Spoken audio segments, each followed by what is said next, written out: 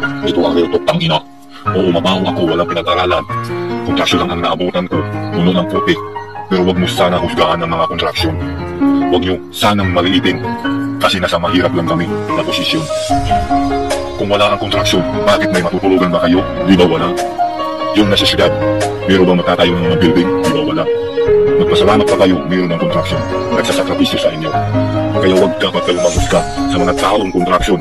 Oo, ako kontraksyon. Wala akong pinag-aralan. Pero hindi ko kayo inaano. Hindi ko naman wala akong masamang ginawa sa inyo. Bakit minalait nyo ang mga kontraksyon? Mabaho daw kami. Puro ng putik, puno ng kalawan. Hindi nyo lang alam ang sakripisyo kami nagaanan. Sa kakapala, sa kakahalo ng siminto, sa kakapasaan ng mga bakal, sa kakapasaan ng mga buhangin, kung ano ang utos ng malaki ng tao sa amin, sinusunod ko. Kaya huwag kayo manghusga sa taong kontraksyon. Ito ang real talk. Oo, mahirapan ako, pero hindi ako nagpapakain sa inyo. Kaya ako nagsisumikap. Hinarap ko ang mga sakripisyo at trabahong ito para mapakain ko lang ang pamilya ko.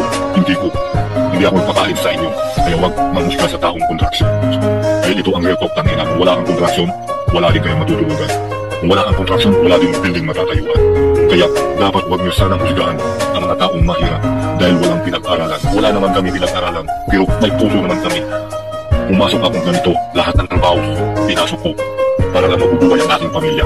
Pero huwag sana mag-lockdown ng kontraksyon. Huwag yung maliliitin ang katulad namin. Dahil tao lang tayo, pero anong iba, nagkakaiba lang tayo. Mayaman kayo, kami ang mahirap. Yan ang nakakaiba natin ang agwat. Pero huwag sana maglalait sa mga tao kapwa kong kontraksyon. Dahil talaga kung wala kami, wala din kayong matutulugan, di ba? Ito ang real talk. Oo, kontraksyon ako, pero may marangal ako. Hindi ako pumasok ng masama. Nasa mabuti ang ginagawa ko. Oo, mahirap ako. Masalamat pa kayo na mayroong kontraksyon at dapat tayo sa inyong bahay ng mga piling. Kung wala kami, wala din kayong matutulugan. Kaya huwag niyo sana maliitin ang mga kontraksyon. Ang isa katulad namin na mahirap. Dapat magpasalamat pa kayo, dapat mag-proud pa kayo. Kaya diniba lang tayo ng Diyos. Meron lang mga mayaman, meron din mahirap.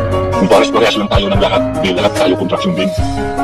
Salamat lang kayo sa Diyos na mayaman lang kayo. Di katulad sa amin, tuha, mahirap.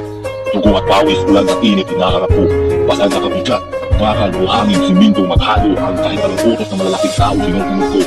Kahit sa makit na aking katawan, halos na hindi ko makawak na kung baka halos hindi ko na mabuhat. Pero tiniis ko lahat. Kahit halos na ko umiiyak sa sakit sa kahirap. Pero huwag nyo sana gustahan ang aming katulad. Dahil kami ang tao na bubuhay na tahimik lamang. Nagpapatayo sa inyong bahay kahit ang utos na sinusunod ko.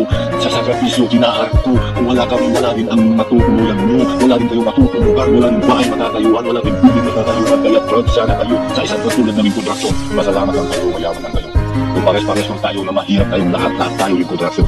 Diba? Ito ang real talk ng ina. Huwag yung maliitin ang isang katulad namin. Umabahog na ang paningin nyo. Pero kami na kasakripisyo na mahirap. Tiniis ko ang lahat kahit anong kasakit. Para matatayo lang ang matutuluyan nyo.